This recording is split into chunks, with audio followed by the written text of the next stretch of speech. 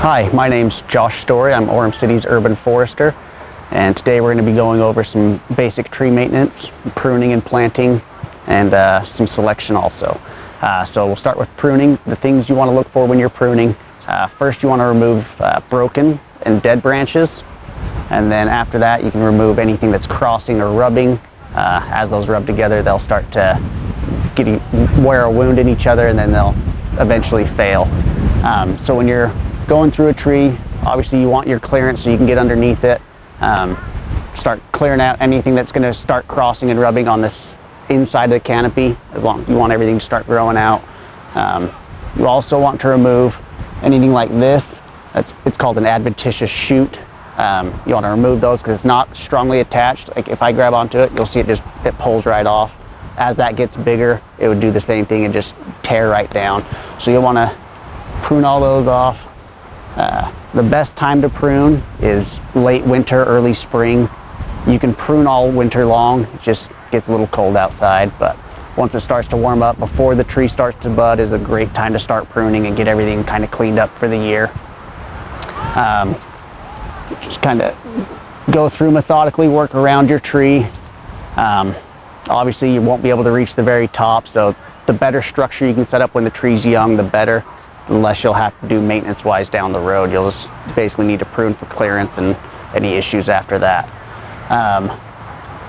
The next thing when we're going around, you want to make sure you get any of these shooters out of the way, any weeds that are in the tree ring, get those all cleared out so that there's nothing that's competing with your tree for the energy and all the nutrients and stuff that are coming to it.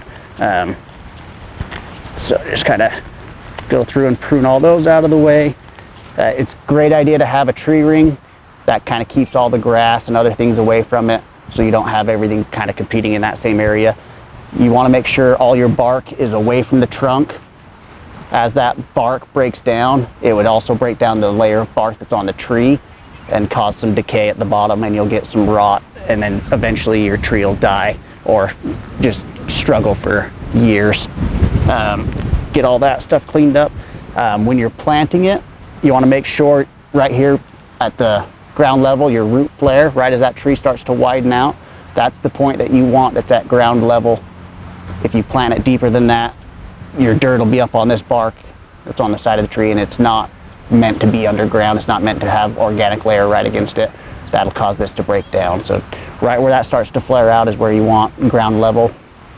You want to dig your hole about twice the size of your root ball in order to give it a nice chance to grow out into that softer soil and give it the best chance to survive.